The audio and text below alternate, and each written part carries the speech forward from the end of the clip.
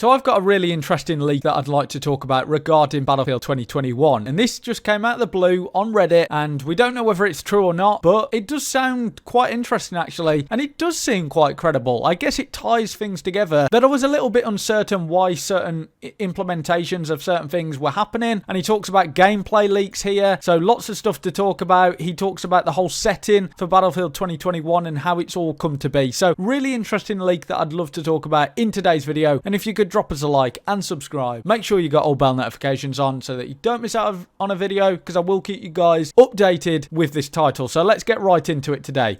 So, apparently his source knows an insider at DICE LA who is involved in playtesting. And he says Battlefield 2021 is indeed set in 2030s. Apparently the world is more or less destroyed by weather-altering technology, and a second Cold War between USA and Russia has broken out. And you do play as these fallen nations, because from what I'm hearing, it seems like USA and Russia are kind of like the last nation standing from this big disaster that's taken place. And then you do have these nations that have become fallen and have become less powerful, I guess, because you've got things like Japan and South Korea and Israel who are allied with USA. China and Iran are allied with Russia. So I'm guessing as well that you're going to see USA and Russia as main factions as well. And, you know, for these, say, Japanese that are fighting on behalf of the USA, are they going to have USA badges or anything like that? Are you just going to see like a Japanese-looking soldier? I don't know. I don't know how this is all going to work, but it does seem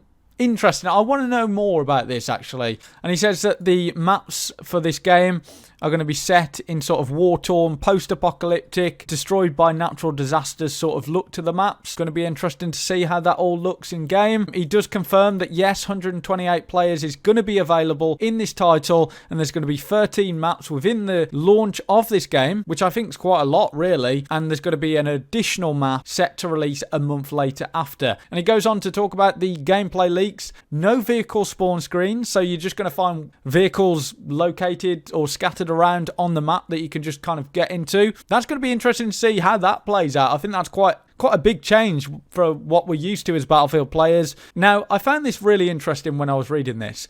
So Conquest is apparently a lot different, really. I don't think it's a bit different. This sounds, you know, a lot different. It's going to be the same in terms of the sense that you capturing and defending points, draining tickets from the enemy team. There's going to be these sort of side objectives that you go and do as you're fighting over, say, a capture point. You might have to go and hack into a phone to locate more enemies surrounding that point, and multiple objectives appear at the same time, which I think give you different abilities that will help your team. So it does kind of seem quite interesting here. So as I said, hacking objective where you hack a device and it reveals enemy player locations on a big chunk of the map around that device. Enemy can disable and even destroy this objective. There is another objective where you capture intel from a designated location in an enemy area and bring it back to a designated area near your flags. This intel will reveal information about how many enemy players are on each surrounding point. They talk about this idea where it'll tell you where the vehicle spawns are as well, because it's all on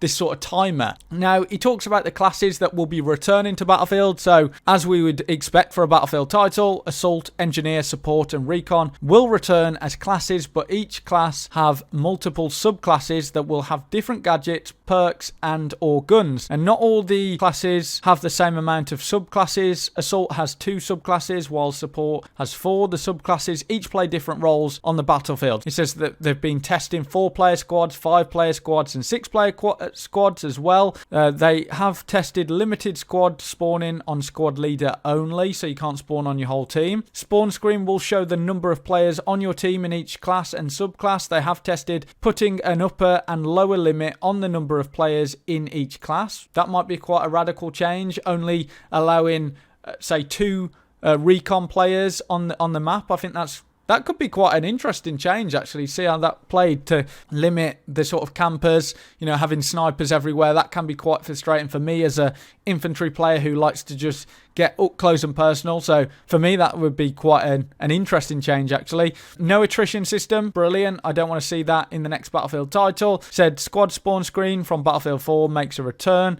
And he talks about the weapons here within the next Battlefield title and talks about Cold War era to prototype weapons. So it's going to be all kinds of different weapons, and I think it's this idea of sort of post-apocalyptic fallen nations, and you'll just have these kind of variety of different weapons, which again, I can't wait to see how that plays out. And it says that the game will feature powerful weapons similar to what we saw in Battlefield 4, where you could pick up those Barrett 50 cals on the top of Paracel Storm and use them. And he talks about Battle Royale. Now, Battle Royale, I've got to be honest, not really that excited about the Battle Royale. And according to this leaker, it's coming in sometime in March 2022, and it's going to be free to play. That seems like that seems legitimate. You know, they'd have to be crazy not to make it free to play this time. As we saw with Firestorm, it's dead. No one's really playing it. You can't even really get into a game now. So it makes sense to have this as a free to play game that's going to be launching similar to what we saw with Warzone. But again,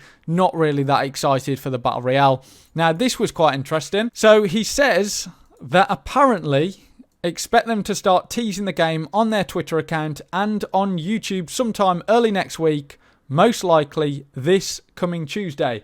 Now, if he made this Reddit post last night, Sunday, he's saying that we should expect some sort of teaser tomorrow. So I guess we're going to find out whether he's true or not, or he's at least saying most likely it's coming Tuesday. So they will announce the trailer reveal day with the teaser. The reveal trailer should drop sometime this week between May 4th and May 7th. So, well, looking at here, we're getting very close, according to this guy anyway. But it does feel like it's coming in imminently. So I will keep you guys updated with Battlefield 2021. Battlefield is apparently its name for the next title. So really, I'm excited to learn more details about this. And I want to just say as well before we end this, this guy said, calling bullshit on this. They already are talking about the next-gen destruction. War-torn doesn't mean destroyed. Maps are going to thematically look like they are worn down. They won't be pristine and intact like Battlefield 4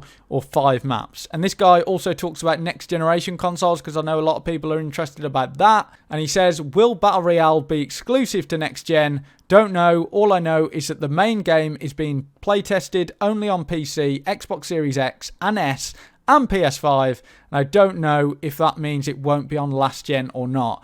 But I think from everything that we've heard so far, it does seem like it's going to be next gen only. So I think for a lot of last gen players or last gen owners, they're not going to be very happy with this.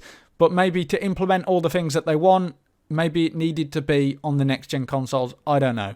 But anyway, if you enjoyed, drop a like and subscribe. Make sure you got all bell notifications on. And until next time, have a good one.